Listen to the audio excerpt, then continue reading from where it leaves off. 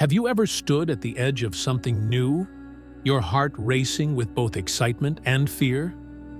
That moment when life seems to pause, and all you can think is, what's coming next? We all face these moments. Maybe it's a career change that both thrills and terrifies you. Perhaps it's a relationship that could change everything. Or maybe you're simply in a season where nothing seems certain anymore.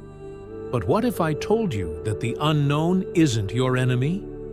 What if these moments of uncertainty are actually doorways to something extraordinary? Today, we're going to explore why you don't need to fear what's next. In fact, you might discover that not knowing everything is actually one of your greatest advantages. Stay with me, because if you've ever lost sleep wondering about tomorrow, this message could change everything about how you view your future. We humans are fascinating creatures, aren't we? We create calendars, plan schedules, and try to map out every detail of our lives. We want to know exactly what's coming, when it's coming, and how it's going to happen. And when we can't see what's ahead, that's when anxiety creeps in. But here's a powerful truth that might just change your perspective. Our need to know everything is often the very thing that holds us back from experiencing something extraordinary. Think about Abraham for a moment. Here was a man with a comfortable life, established roots, and a clear understanding of his world. Then God stepped in with an invitation that would challenge everything. Leave your country, your people, and your father's household, and go to the land I will show you. Notice something fascinating here. God didn't provide a GPS coordinate. He didn't lay out a 5-year plan. He simply said, "Go, and I'll show you where." In our modern minds, this sounds absolutely crazy. Leave everything for an unknown destination? Yet Abraham's response changed not just his life, but the course of human history. This is where many of us get stuck. We're waiting for God to reveal the entire staircase when He's only promising to show us the next step. We want a detailed blueprint when God is offering something far more valuable: His presence as our guide. Here's what's truly liberating. You don't actually need to know everything. Think about it. If you knew every challenge, every victory, every twist in your story, would you truly live each moment? Would you develop the strength, wisdom, and character that only comes through walking by faith? The beautiful paradox is this: sometimes, not knowing everything is your greatest advantage. It keeps you dependent on God, alert to His guidance, and open to possibilities you might have dismissed if you thought you had it all figured out. You see, God's not calling you to know everything. He's inviting you to know Him, the one who holds everything. He's not asking you to have all the answers. He's asking you to trust the one who does. So the next time you feel that familiar anxiety about not knowing what's ahead, remember, you don't need to see the whole path to take the next step. You just need to know the one who's leading you. And He's never taken a wrong turn yet. Let's be honest. Waiting is probably one of the hardest things we do as humans. In a world of instant messages, same-day delivery, and on-demand everything, the concept of waiting feels almost offensive. We tap our fingers, check our watches, and wonder if God somehow forgot about us. But what if I told you that your waiting season is actually one of the most significant chapters of your story? Consider David's journey.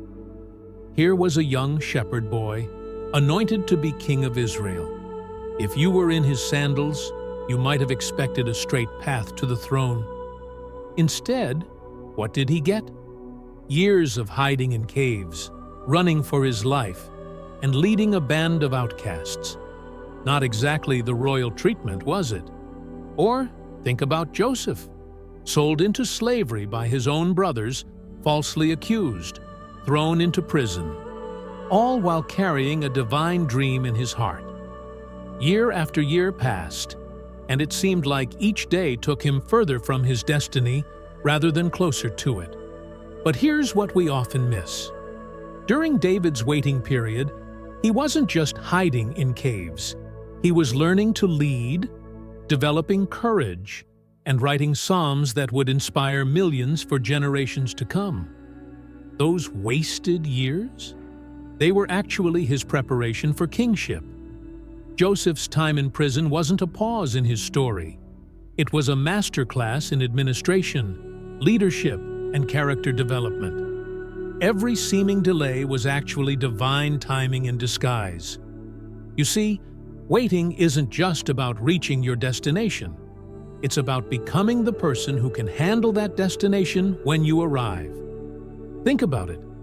How many people have we seen reach their dreams only to lose everything because they weren't prepared for the responsibility? God's delays are not His denials. When He makes you wait, He's not punishing you. He's preparing you. Those skills you're learning, you'll need them. That patience you're developing, it's crucial for what's ahead. That deeper faith you're building, it's more valuable than any instant success.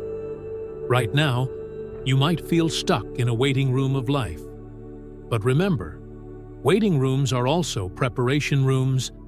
Just as a caterpillar must wait in its cocoon before emerging as a butterfly, your waiting period is transforming you in ways you can't yet see.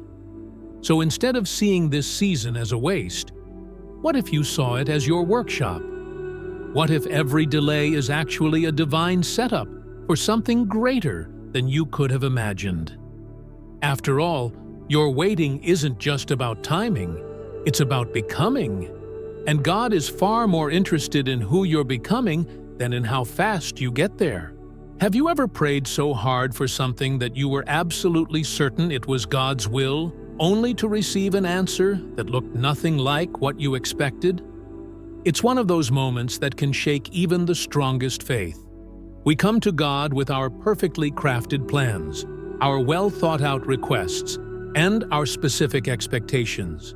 We might even back them up with scripture, fast, and pray, yet still hear no, or not yet, or sometimes what feels like silence. Let's talk about the Apostle Paul for a moment.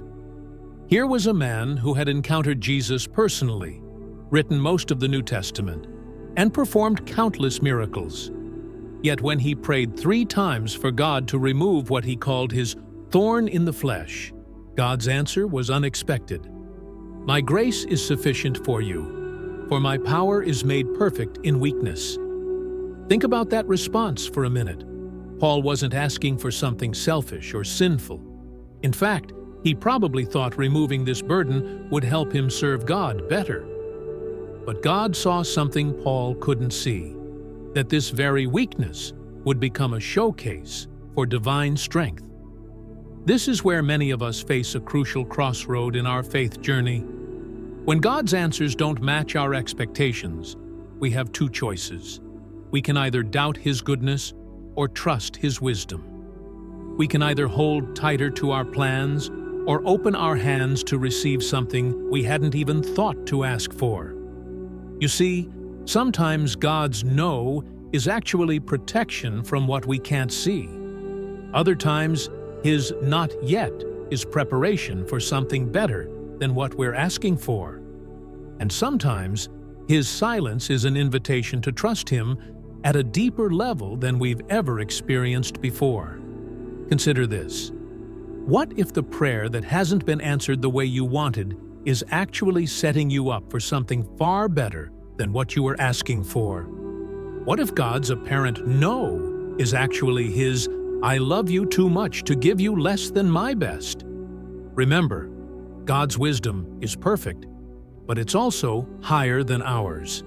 He sees the complete picture while we only see a single frame. He understands how today's disappointment might be protecting you from tomorrow's disaster, or how today's no is making space for a future yes that will take your breath away.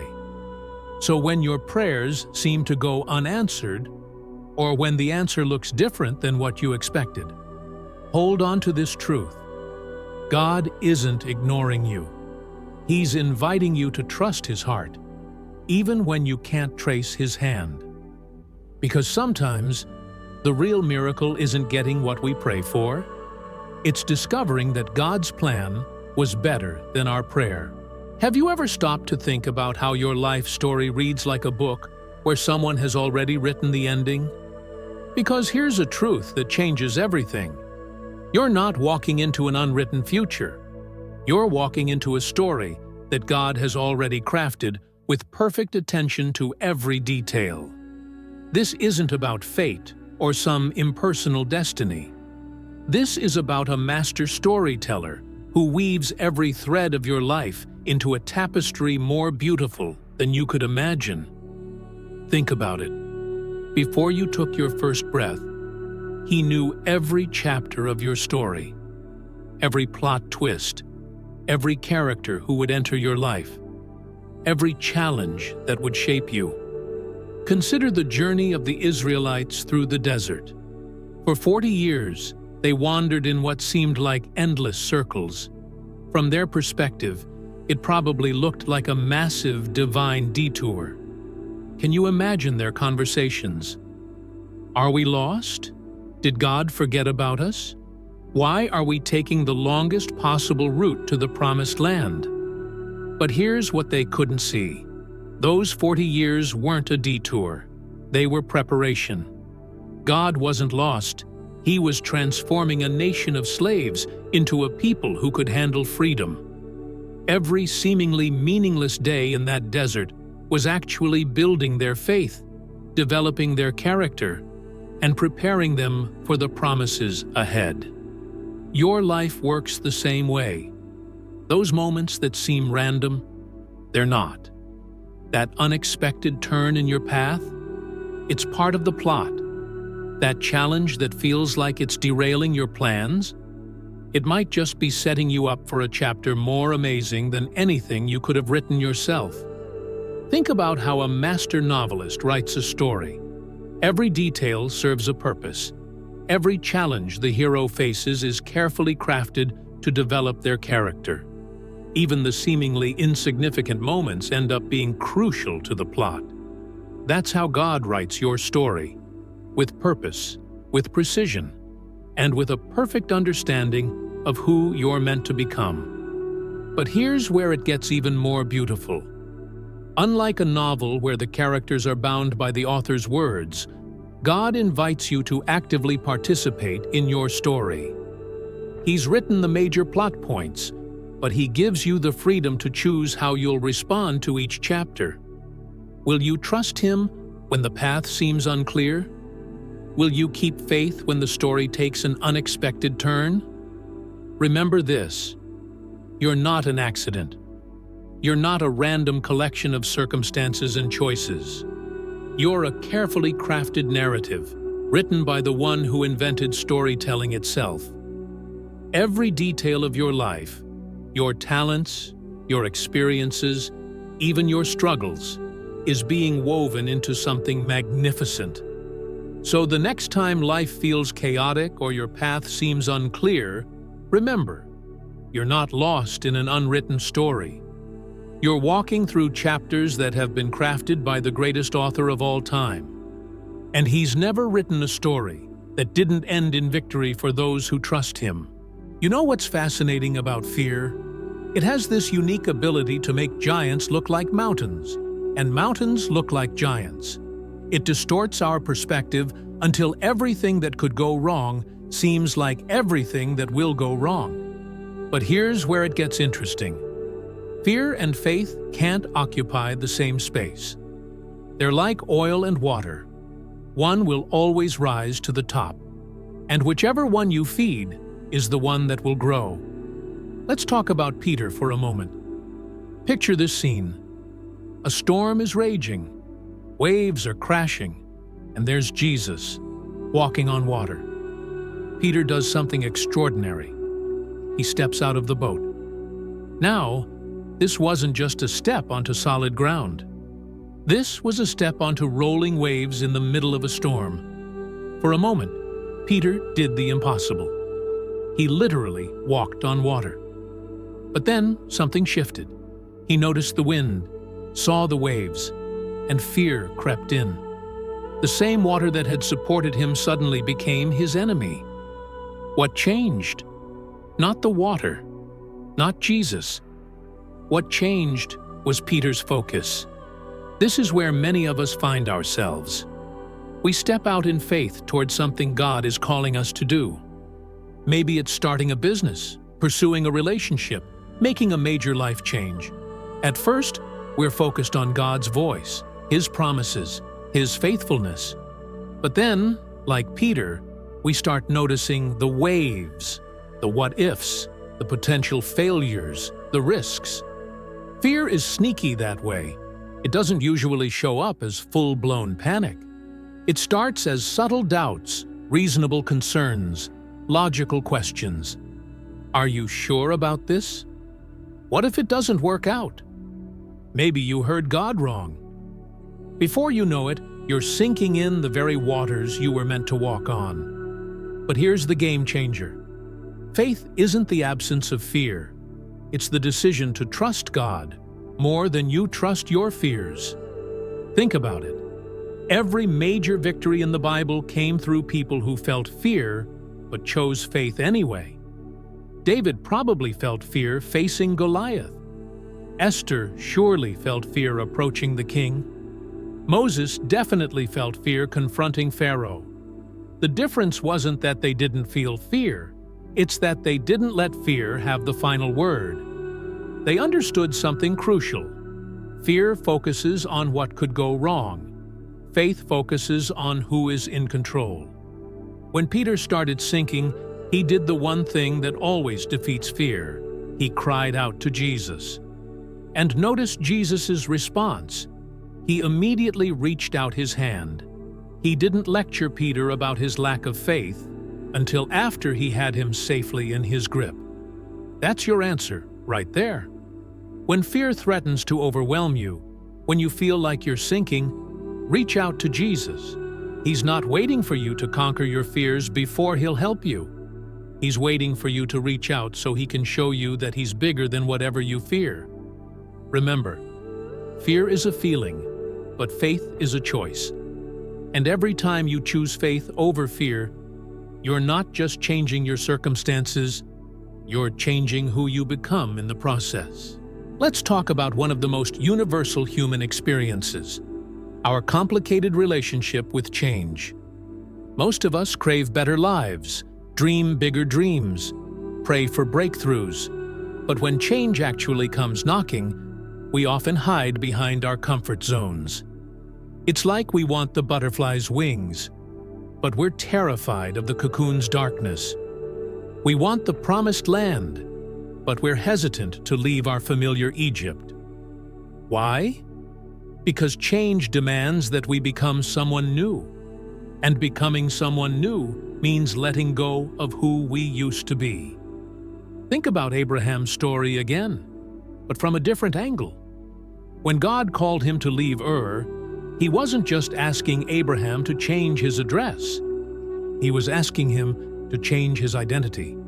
From citizen to stranger, from settled to wanderer, from known to unknown. Everything familiar. His routines, his community, his plans, all had to be left behind. But here's what makes this story so powerful. Through this massive change, Abraham didn't just find a new land, he found a new self. The man who arrived in Canaan wasn't the same man who left Ur. The journey changed him. The challenges strengthened him. The uncertainties taught him to trust God in ways comfort never could. This is the secret about change that we often miss.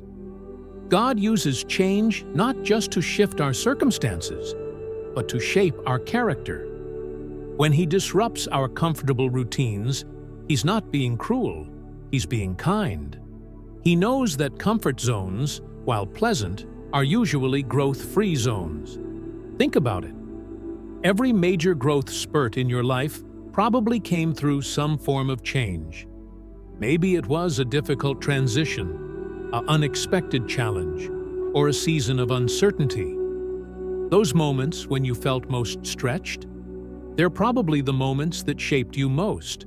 The beautiful paradox is this: the very changes we resist often release the very potential we've been praying for. That career shift that terrifies you, it might unlock gifts you never knew you had. That relationship ending that breaks your heart, it might open space for something more beautiful than you imagined. So the next time change comes knocking, instead of seeing it as a disruption to your plans, try seeing it as an invitation to growth. Instead of asking, "Why is this happening to me?" ask, "What could this be developing in me?" Remember, the God who calls you to change is the same God who promises to be with you through it. He never asks you to step into new territory alone.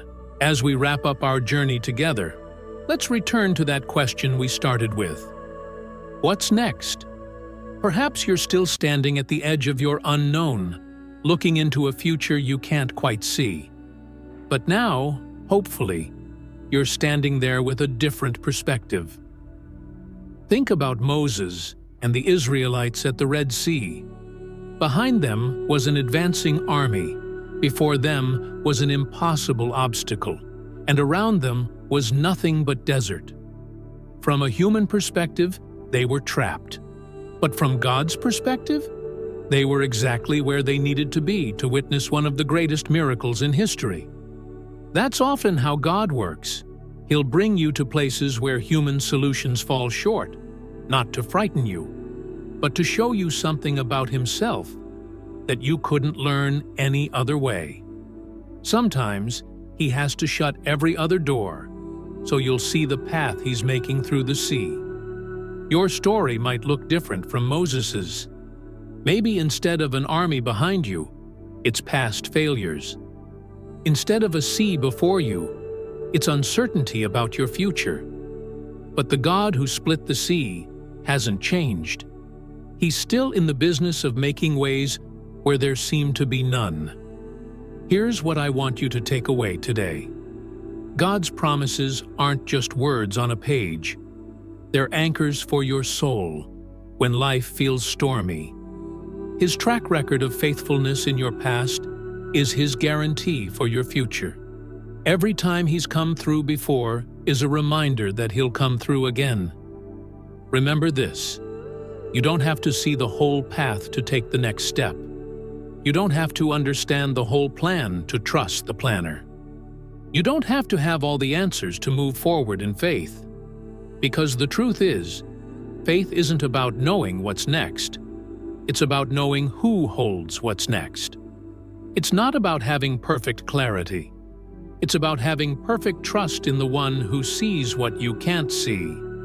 So, as you face your own Red Sea moments, as you stand at the edge of your unknown, remember, the same God who led you here will lead you through. The same God who wrote your past will write your future.